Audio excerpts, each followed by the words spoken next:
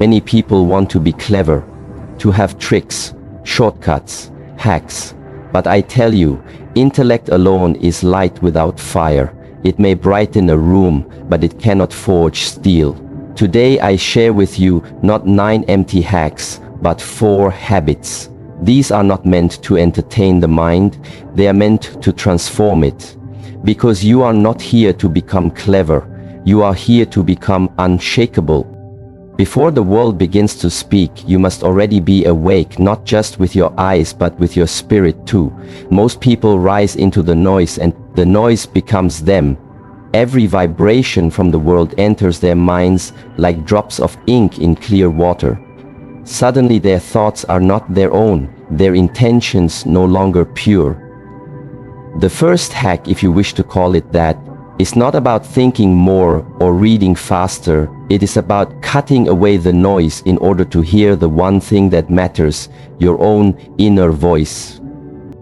There is power in silence, but not the silence of absence. I speak of the silence that lives under motion, the kind that emerges when the breath is deep, the back is straight, and the eyes are closed, not in sleep, but in awareness. Sit before the sunrise, sit before the machines start, before the phone calls, before the scrolling, before the first face looks at you. Sit while the world still belongs to you and not to obligation. When you do this, you begin to discover something both ancient and rare, that your mind can be trained, not by information, but by attention. Attention is the weapon of the dangerous, not the loud mind, not the racing mind, not the clever mind, but the mind that can aim without shaking, that can remain focused when others break, that can wait when others rush. This is forged in the quiet moments when you sit still, when you do not reach for stimulation, when you resist the habit to check, resist the need to fix, resist the pull to do anything other than simply be in the moment, breathing, watching, being. Most people believe productivity comes from doing, but that is the path of exhaustion, not excellence. You do not sharpen a sword by swinging it endlessly. You place it on the stone and grind it slowly, carefully, with rhythm and respect. The same is true of your inner blade. Your mind and spirit must be returned to this stone of silence daily, or they begin to dull and bend from constant use and unguarded input. There is an illusion in the modern world that every moment must be filled, every second optimized, every breath monetized. But in this chase for more, you become less. When the mind is always reacting, it never reflects. When it never reflects, it never grows. It simply loops. A reactive mind is a predictable mind, and a predictable mind is easily controlled. So the question is not, what do you do when you are busy? The question is, what do you do when you are not? If you reach for distraction, your mind decays. If you sit in stillness, your mind sharpens. If you sit in silence, your mind begins to see through its own noise. The difference between a thought and a truth, the difference between emotion and instinct, the difference between urgency and importance. This is how you begin to separate your mind from the world, and when you do that, you begin to move differently. You begin to think slower but strike faster. You begin to speak less but say more. You begin to walk like a blade through a field of paper. Nothing touches you unless you choose to be touched, and that choice is power, not loudness, not speed, not dominance, but awareness, choice, direction, clarity. These are the signs of a dangerous mind, and these grow in the soil of silence. 10 minutes a day is all it takes. Sit before the sun. Sit before the story begins. Each day, every time you do, you push back against the programming, the overstimulation, the panic and confusion of modern life. Every time you sit, you reclaim your mind. Every time you sit, you become more than clever. You become disciplined, focused, ready. Do not confuse peace with weakness. It is the one who can sit still, who can act with purpose. The one who can hold a single thought like a sword in the hand without trembling, who will shape the world, not follow it. You do not need to be fast if you are precise. You do not need to be loud if you are aligned. When you sharpen the sword in silence, you are not preparing for comfort, you are preparing for the day life comes to test you, and it will in that moment. You will not search for your mind, you will already have it. You will not react with chaos, you will respond with clarity. You will not be swept away, you will stand like a mountain. Let others chase hacks, tricks, shortcuts. You sit, you breathe, you sharpen, you become the edge in a world full of noise. You become the silence that cuts through it all. It is the one most avoid because it requires turning inward and not outward. It requires you to stop watching the world and begin watching yourself. Not just your movements, but your motives, your reasons, your fears, your habits. When you begin to study yourself, truly study, not through judgment, but through awareness, you unlock the part of the mind that few are brave enough to meet, the hidden self, the shadow, not the image you show others, but the reality you live with in silence when no one watches. The world teaches you to study success, to study leaders, to study opponents. But if you do not study the enemy within the enemy, you carry the enemy that speaks with your own voice, then you will be defeated before any battle begins. Because the mind that is blind to itself will always act from fear and not wisdom. It will speak with pride but tremble with doubt. It will fight battles it was never meant to fight. It will fight battles it was never meant to fight. To become dangerous, you must become transparent with yourself. This means asking questions not once, not twice, but daily, with rhythm, with courage, without excuse. Where did I lie today? Where did I pretend? Where did I shrink when I should have spoken? Where did I act out of insecurity instead of principle? These are not punishments, these are practices. They are the mirror and the blade, because what you do not face owns you. What you do not name controls you. Most people run from this mirror. They say they are too busy, too tired, too confused. But this is the avoidance that costs them everything.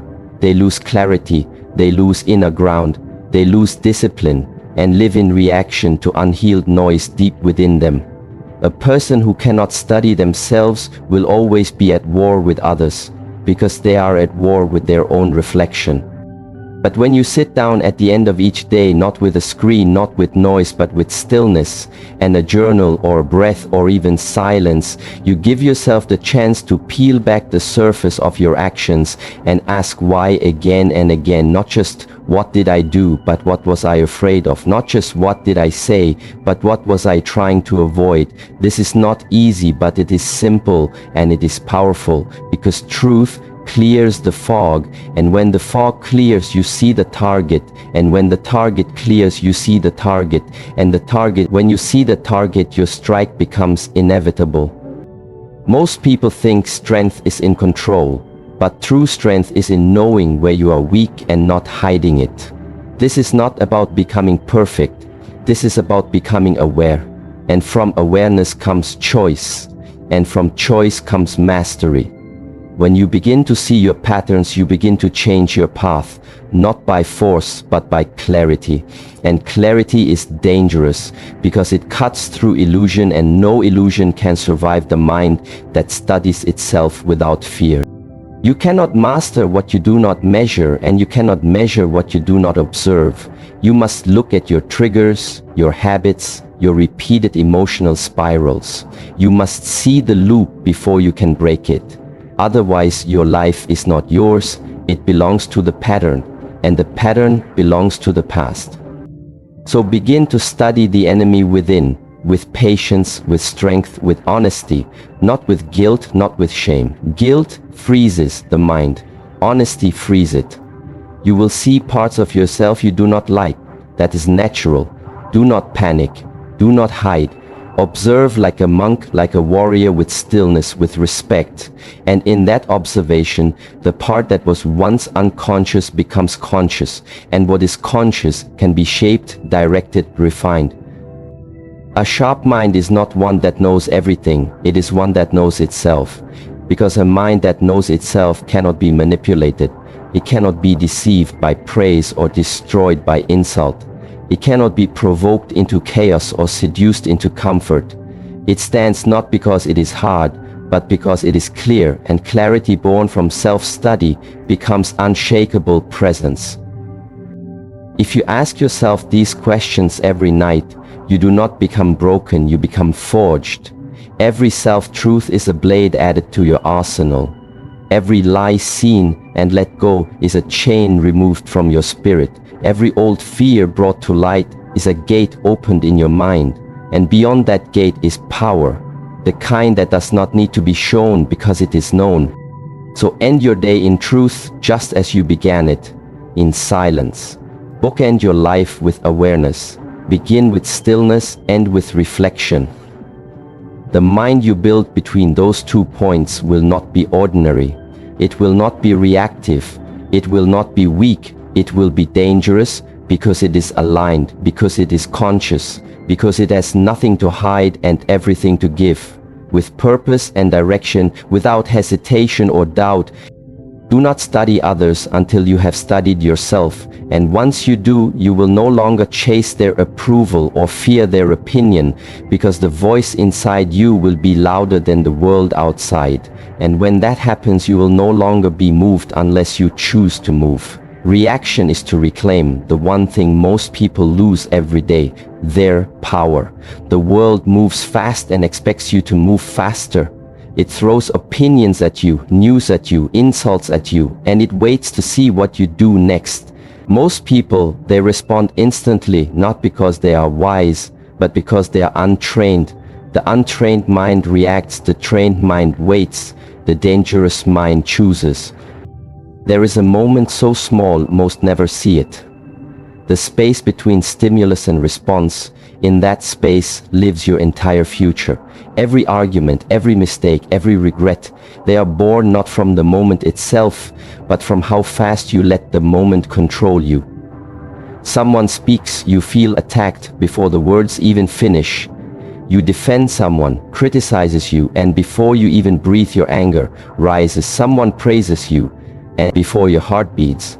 Once your ego expands, these are not choices. These are reactions, and reactions are predictable. They are not dangerous. They are easy to read, easy to use, easy to trap. To delay the first reaction is not weakness, it is mastery. It is not silence from fear, it is silence from strength. The pause is where you become dangerous, because while others swing wildly in emotion, you stand still in awareness, and from that stillness you strike. If you must strike, and if you must speak, you speak only what needs to be said, and that voice carries weight because it is not noise, it is intent. Most people confuse speed with power, but speed without direction is chaos, and chaos without clarity is destruction. The greatest minds, the most precise warriors, they do not act first, they act last, but their action is final because it is thought through, because it is placed like a blade, not thrown like a stone. This is how you build that power, by pausing, not forever, not in hesitation, but in precision. The first reaction is always the loudest, but rarely the wisest. The first reaction is the scream, the fire, the punch, the post, the message sent too soon, the decision made too fast. But underneath that reaction, if you wait, is something more true, a deeper response, a knowing, and that knowing can only be heard when the noise of impulse fades away. Every time you delay your reaction, you train your mind to obey you, not the moment. You train it to stay calm when insulted, to stay steady when challenged, to stay silent when provoked, not to retreat but to observe. And in observation you gather power, because you begin to see what others miss. You see what they are hiding, what they fear, what they want. You begin to move like a shadow they cannot predict. And in that pause you also protect your energy. You stop wasting your force on battles that do not matter, on conversations that do not grow you, on arguments that are designed only to drain you. When you delay, you choose where to place your fire. And that is the key to danger-controlled fire, not constant flame. This habit builds over time. It is not natural because the world has trained you to be instant reply, fast, decide, quick, perform now. But the longer you play that game, the more reactive you become, and a reactive life is not your own. It is owned by the world. It is shaped by others.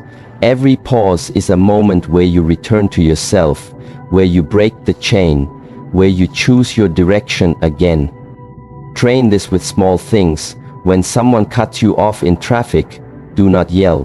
Breathe. When someone disagrees with you, do not interrupt. Listen. When you feel the urge to prove yourself, resist.